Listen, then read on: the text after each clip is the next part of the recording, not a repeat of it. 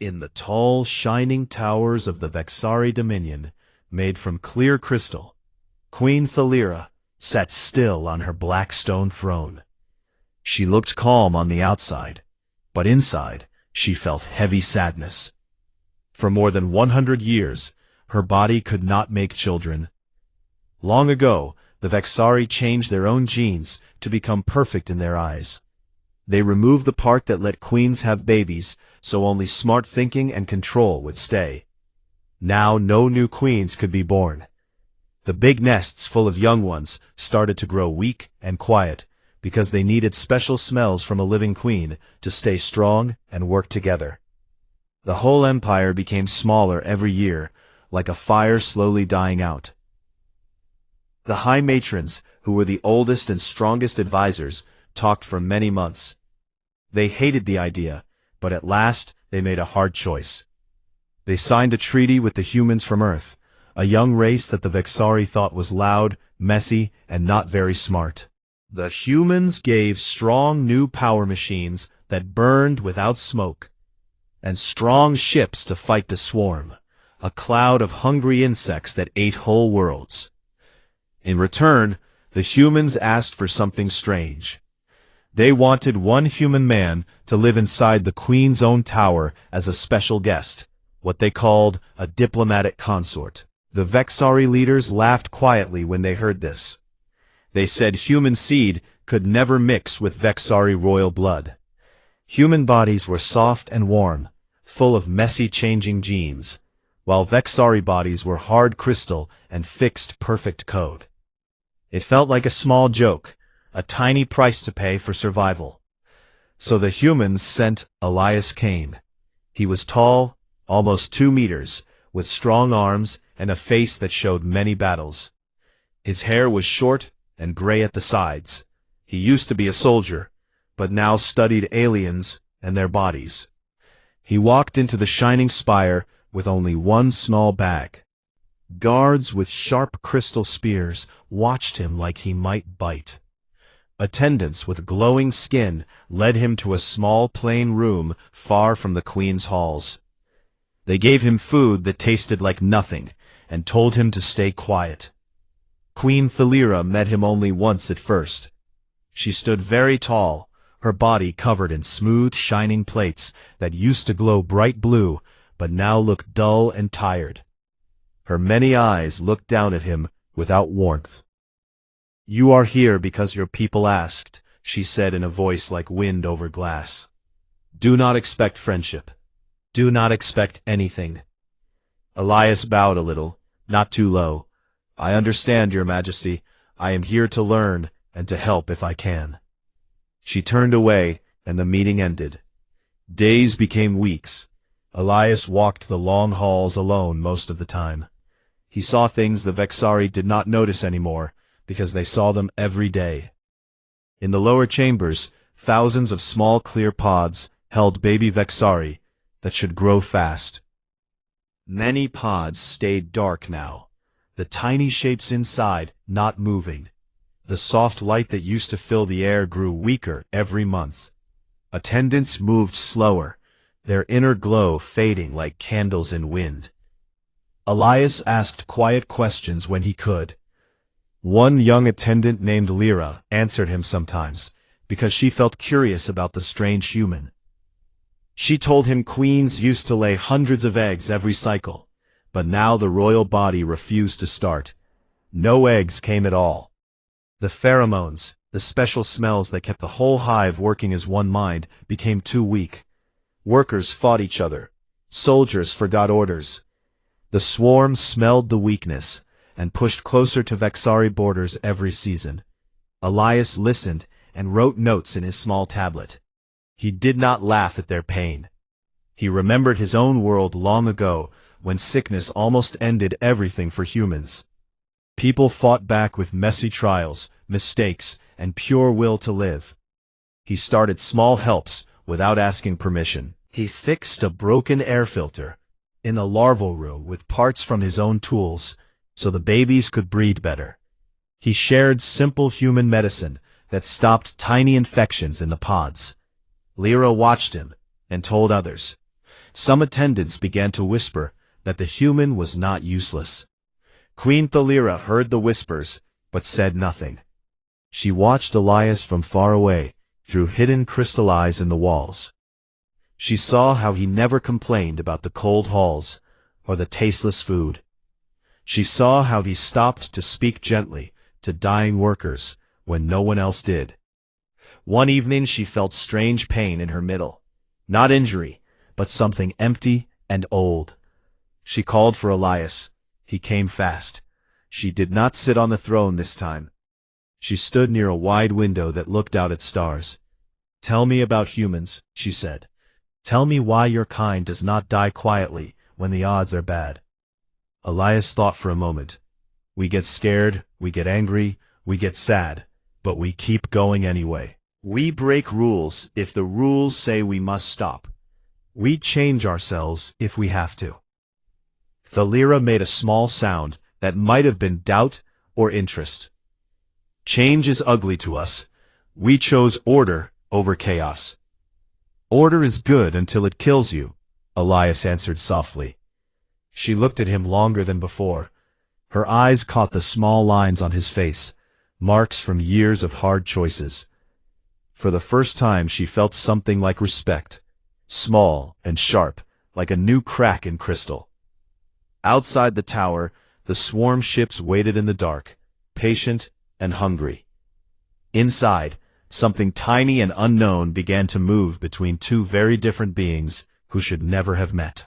In the quiet months that followed his arrival, Elias Kane moved through the crystal spires like a shadow no one quite noticed anymore.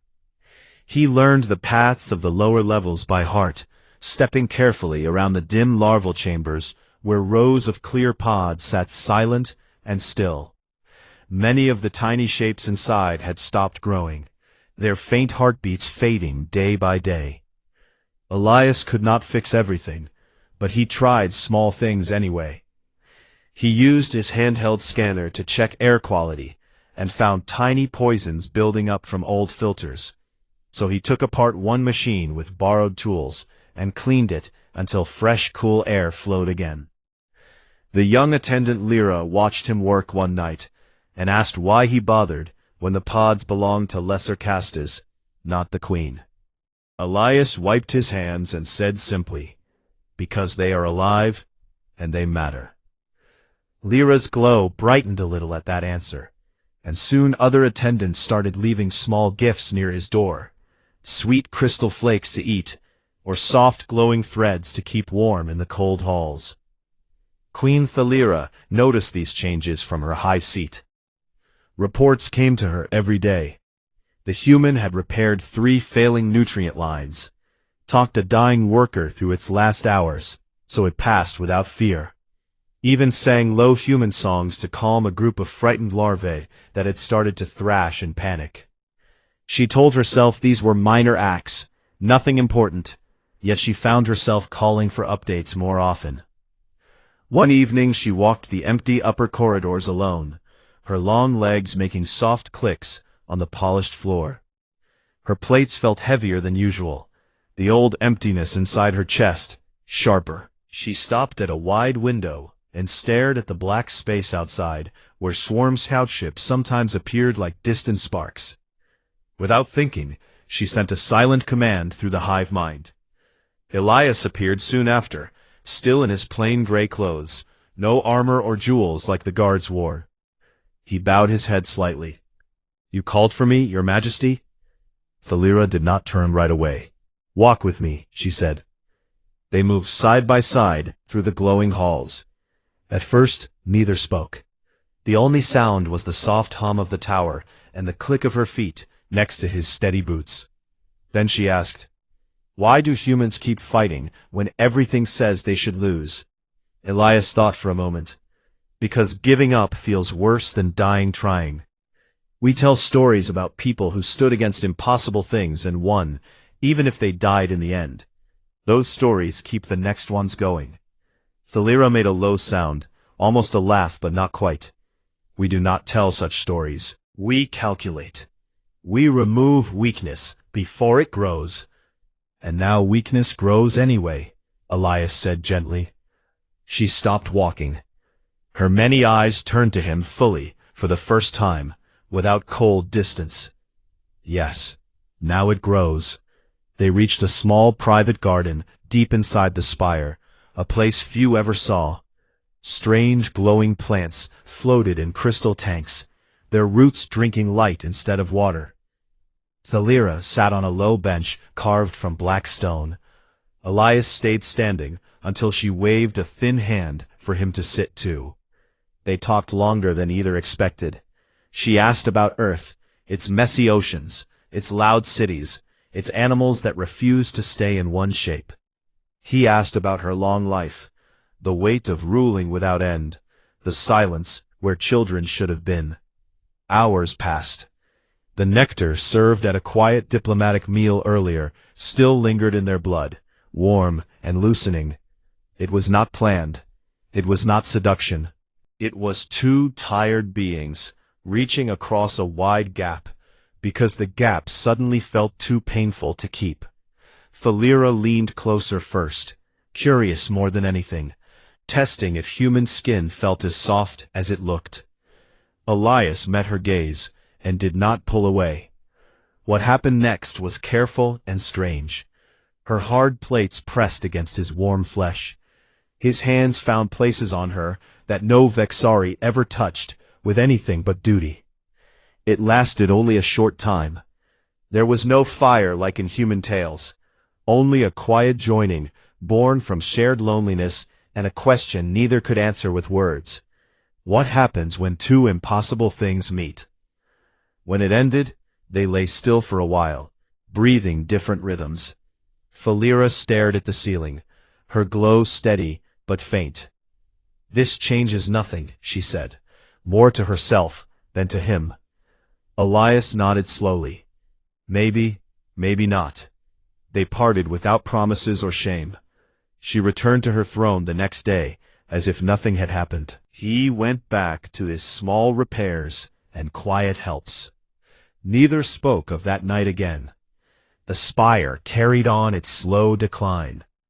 The swarm drew closer on the star maps. Attendants whispered less about the human now, thinking the odd guest had settled into his place as a harmless curiosity. Thalira felt no different inside, at least she told herself that. Her body remained the same cold, perfect machine it had been for a century. No eggs stirred, no new pheromones flowed. The emptiness stayed. Yet sometimes late at night, when the tower slept, she caught herself remembering the warmth of human skin against crystal, the stubborn beat of his heart next to her silent one. She pushed the memory down like a fault in code. Elias, in his plain room, wrote in his tablet late into the night. He did not write about the Queen or what passed between them.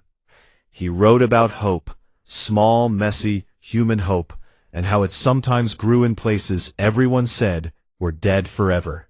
Outside the crystal walls, the stars watched in silence, waiting for the moment when something impossible decided to become real. In the weeks after that one quiet night, everything in the crystal spire seemed the same on the surface. Queen Thalira returned to her throne each morning with the same calm face, giving orders in her clear glass-like voice. Elias went back to his small tasks, fixing broken lights in the lower halls, checking the air in the larval pods, talking softly to workers who looked ready to give up. Neither of them spoke about what happened between them. They met only in passing, a short nod or a quick glance, nothing more. Thalira told herself the memory was already fading, just a strange moment caused by too much nectar and too much loneliness. Elias told himself the same thing, while he cleaned tools in his plain room late at night. But small changes started anyway, changes so tiny at first that even the sharp-eyed attendants almost missed them. One morning, Lyra came to Thalira with wide, glowing eyes and said the Queen's plates looked brighter, not dull gray anymore, but a soft, returning blue along the edges. Thalira touched her own chest and felt nothing different, so she waved the words away. Days later, another attendant noticed the queen walked with less heaviness, her long legs moving smoother across the polished floors. Thalira ignored that too. Then the strange feelings began. A deep tiredness pulled at her bones in the middle of the day, making her want to rest when she never needed rest before. Her stomach twisted with new hungers, not the thin, sweet nectar she always drank, but thick, salty things, heavy proteins like the meat humans ate. She ordered strange foods brought to her private chambers, dried fish from Earth shipments, hard cheese, even plain salt crystals. The cook stared but obeyed. She ate alone, surprised at how good the flavors felt on her tongue. At night, she woke with a warm ache low in her middle. Not pain exactly, but something alive and moving. She lay still in the dark, listening to her own body the way she had not done in 100 years. One evening the feeling grew too strong to ignore. She called the royal physicians, 3 old Vexari with long thin fingers and scanners that glowed pale green. They bowed low and ran their machines over her without a word. The first scan showed nothing unusual. The second made one physician step back suddenly. The third scan caused all 3 to freeze. Thalira watched their faces turn from calm to shock. "What is it?" she asked, her voice steady but sharp. The oldest physician, a female named Vexen with cracked plates from age, answered in a whisper. "There is activity in the royal node." Thalira felt cold run through her. The royal node was the small hidden sac inside every queen, long useless, dried up and empty since the gene purges. No queen had felt anything there in generations. "Show me," she said. They brought a large hologram into the chamber. The floating image showed her own insides in clear blue light. In the center of the node, a tiny cluster glowed bright, cells dividing, growing, alive. The physician zoomed closer. The small form had a strange mix, sharp Vexari crystal patterns twisted together with softer, warmer human lines. Half her code, half his. A hybrid. Growing fast, strong. The room went completely silent, except for the soft hum of the hologram. Thalira stared at the glowing shape that should not exist. Her many eyes blinked slowly. One physician dropped to his knees. "This cannot be," he said. "The node was sealed. Human seed should have died at once." Vexen shook her head. "It did not die. It changed things. Rewrote barriers we thought fixed forever." Thalira reached out and touched the hologram with one thin finger. The tiny form seemed to pulse brighter at her touch. A wave of feeling hit her. Fear, wonder, something close to joy, but painful after so long without it. She pulled her hand back. "How long?" she asked. "It grows at triple speed already," Vexen said. "Perhaps 9 of your months, maybe less. It is strong." Words slipped out before anyone could stop it. Attendants heard whispers from the physicians. Guards caught fragments of talk. By nightfall, the whole spire buzzed with it. Servants stopped in halls to stare at each other. Workers in the lower levels sent messages through the weak hive mind. The queen carries life, impossible life, from the human. Thalira felt the shock roll through her people like wind over water. Some glowed brighter with sudden hope. Others dimmed with fear or anger. She stood alone in her chamber after the physicians left, looking at the closed doors. She placed one hand over the place where the tiny life grew. It answered with a small flutter, the first movement she had felt in centuries. Tears, real wet tears, something Vexari queens almost never made, slid down her faceplates. She did not wipe them away. Outside in the dark between stars, the swarm waited, their hunger endless. Inside the spire, something new breathed for the first time in ages. Elias sat in his room writing notes when Lyra burst in without knocking. Her glow flashed fast with excitement and worry. "It is true," she said. "The Queen, she carries a child, your child." Elias looked up slowly. His face showed nothing at first. Then understanding came. He set the tablet down. "I need to see her," he said. Lyra nodded. "She has not called for you yet, but she will." He stood up, tall and steady. The spire around them felt different now, alive in a way it had not been for a long time. Whispers followed him through the halls as he walked, some soft with wonder, some hard with doubt. High above on her throne, Thalira felt the new life move again inside her. She closed her eyes and let herself believe, just for a moment, that the long empty years might finally end. The impossible had happened, and no one, not the High Matrons, not the Swarm, not even the cold laws of their own biology, could take it back now. In the hours after the physicians left her chamber, Queen Thalira felt the weight of the news settle over the entire spire like thick fog. She stayed alone for a long time, one hand resting lightly over the small life growing inside her, feeling its faint but steady movements. The hybrid child answered her touch with tiny pulses, as if saying it was real and it was hers. When she finally stepped out into the main hall, the attendants, who usually moved in quiet lines, now stood frozen, their glows flickering between bright hope and dark fear. Word had spread faster than any command could travel, through whispers in the lower levels, through the weak hive mind that still connected them all, through the eyes of guards who could not keep silent. By the time Thalira reached her throne, the High Matrons had already gathered in the great council chamber far below. They called an emergency meeting without asking her permission first, something no one had dared in centuries. Thalira went down to them herself, her steps slow but firm, her plates shining brighter blue than they had in years. The chamber was a wide circle of black crystal seats, lit only by floating orbs of pale light. The 5 oldest matrons waited there, their faces hard and unmoving. Matron Kale, the strictest of them with deep cracks across her chest plates, spoke first. "This thing inside you must be removed at once. It is not Vexari. It is pollution." Thalira stood tall in the center. "It is mine. It carries my royal code." Another matron, younger but no less cold, named Sira, leaned forward. "Human code twists everything.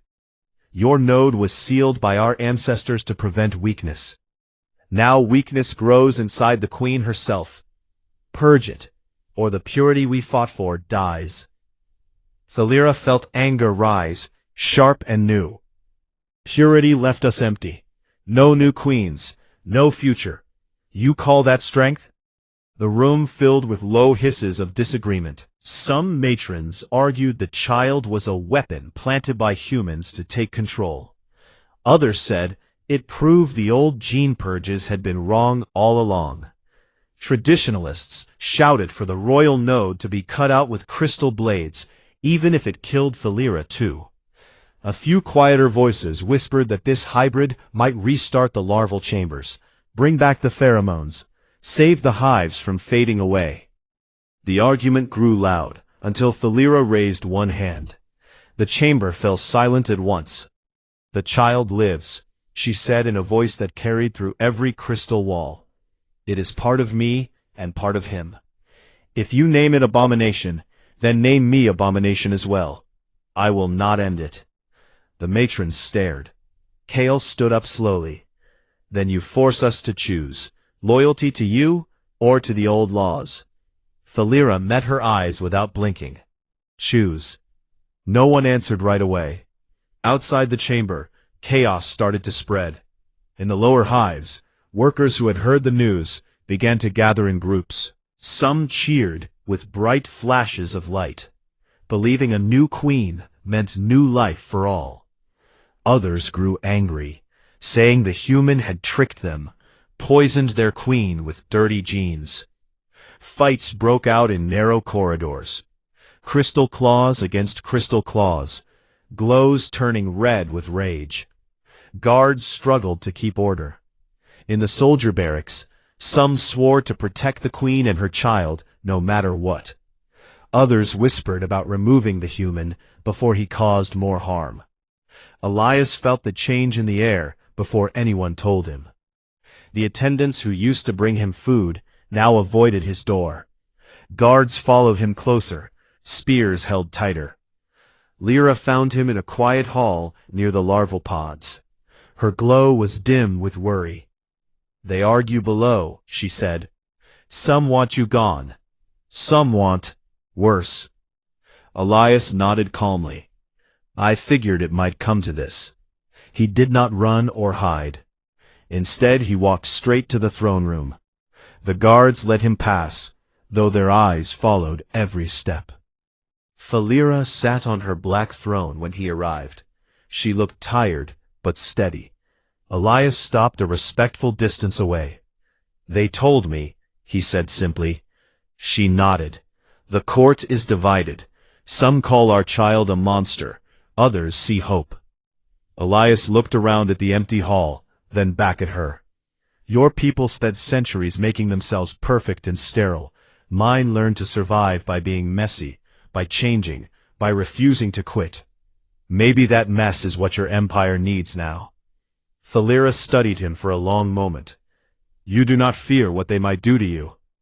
"I fear more what happens if nothing changes," he answered. "Your hives are dying. This child might save them." Before she could reply, a loud alarm rang through the spire, sharp and urgent. A messenger burst in, glowing wildly. "Riots in the mid-levels. Traditionalists march toward the royal chambers. They demand the human leaves or dies." Thalira stood up. Her voice rang clear and strong. "No one touches him." She turned to Elias. "Stay close." Together they walked out to a high balcony that overlooked the inner spire. Below, crowds of Vexari moved like glowing rivers, some toward the throne in anger, others forming walls to protect it. The air filled with conflicting pheromones, hope and hate, mixing until the whole tower shook. Outside the crystal walls, swarm scout ships appeared closer than ever on the star maps, drawn by the smell of weakness inside. Thalira placed a hand on the railing. The child inside her moved again, stronger this time. She felt its rhythm match her own heartbeat for the first time. She looked at Elias. "Whatever comes," she said quietly, "we face it together." He gave a small nod. Together. The spire trembled with the weight of old beliefs breaking and new ones trying to form. No one knew yet if the child would bring salvation or ruin. But one thing was clear. The impossible had taken root, and no amount of anger or fear could pull it out now. The galaxy waited to see what a human stubborn hybrid queen would mean for them all. In the months that followed the great divide in the spire, time seemed to speed up, as if the child inside Queen Thalira pushed everything forward with its own stubborn will. The riots in the lower hives quieted slowly, not because the anger disappeared, but because the queen's new pheromones began to leak out stronger every day. Soft and warm waves that calmed fighting workers and made soldiers lower their spears without knowing why. Traditionalists still whispered in dark corners, calling the hybrid an end to Vexari ways, but even they felt the pull of life returning to places long dead.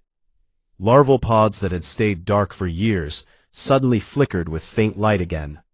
Tiny shapes inside twisted and grew where nothing had moved before. Attendants walked taller, their glows steady and bright. The high matrons who once demanded the child be removed now stayed silent in public, watching, waiting, unsure if they could still win against something so alive. Thalira herself changed most of all. Her plates shone deep, brilliant blue, edges sharp and new like fresh crystal. She moved through the halls with easy grace, no longer dragging under the weight of endless empty years. The tiredness still came in waves, but now it felt like rest instead of defeat. She ate the strange human foods Elias brought, salty strips of dried meat, thick bread, even small red fruits from Earth shipments. and each bite seemed to feed the life inside her as much as it fed her. Elias stayed close, not as a consort in name, but as something deeper. A quiet partner who asked no title. He helped where he could, adjusting nutrient flows to the royal chambers so the child got what it needed, talking to nervous attendants about what human births were like, even holding Thalira's hand during long nights when the growing pressure inside made her breath catch. They spoke little of the future, only of the now, small plans, small comforts. Two beings from opposite ends of the galaxy learning to share one small space. As the 9th month drew near, the spire prepared without fanfare. No grand ceremony was planned. Too many still doubted. Yet crowds gathered anyway, workers, soldiers, even some matrons, filling the wide central hall below the throne balcony. The air hummed with mixed feelings, hope, fear, curiosity. Thalira stood high above them on that balcony, Elias at her side, both looking down at the sea of glowing faces.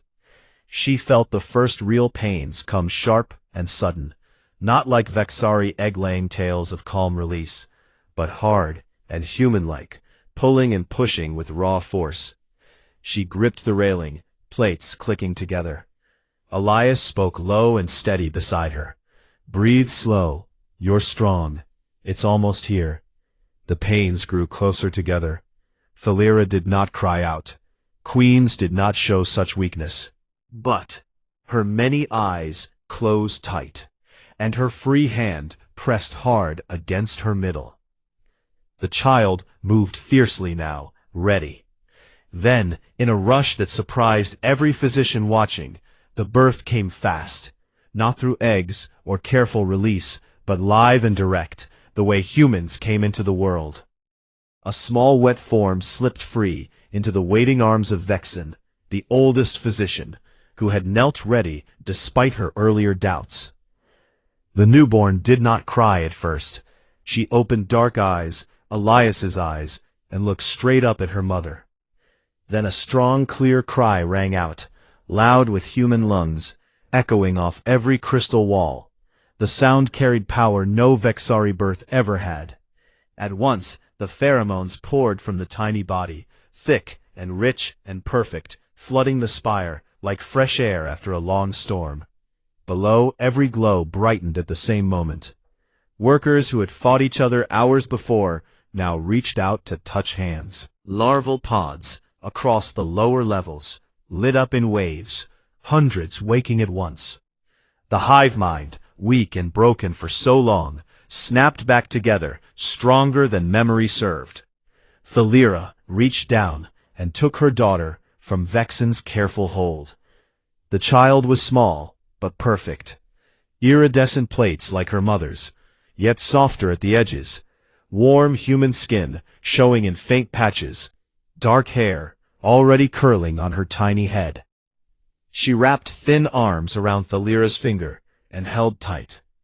Thalira looked at the face that mixed both their worlds and felt tears come again, wet and unashamed. She turned to Elias. He stared at his daughter with quiet wonder, eyes shining. "She's here," he said simply. Thalira nodded. "She is." She lifted the child high so all below could see. The hall erupted, not in shouts or hisses, but in one vast wave of light, as every Vexari glowed their brightest. Even the hardest matrons knelt at last, heads bowed low. The child cooed softly, and the sound rolled through the spire like music, waking the last sleeping pods, restarting ancient cycles, filling empty nurseries with promise. Outside, swarm scout ships that had edged closer suddenly pulled back, confused by the sudden flood of strong queen signals pouring into space. Word raced across the stars faster than ships could carry it. The infertile queen had given birth, not to an egg, not to a clone of old purity, but to a living hybrid daughter, born of human will and Vexari royalty. Allies paused their treaties. Enemies reconsidered attacks. Neutral worlds sent quiet messages of wonder. In the days that followed, the spire came alive in ways no one alive had seen. New queens would come from the woken larva, some pure, some perhaps carrying traces of the new strength. The empire that had shrunk for centuries began to grow again. Thalira cradled her daughter in the quiet of her private chamber one evening. The child slept between them, tiny chest rising and falling in steady rhythm. Thalira looked at him over the small head. "You gave me what no Vexari could," she said softly. "A future. A real one." Elias smiled, tired lines around his eyes softening. "Turns out humans are pretty good at ignoring impossible odds." The child stirred, opened her dark eyes, and looked from one parent to the other as if she already understood. Outside the crystal walls the stars burned on, vast and cold. But inside that tower something warm and stubborn had taken root. A new queen had arrived, not to rule the old way, but to rewrite it. And the galaxy, watching from afar, began to understand that humans did not just survive, they changed everything they touched.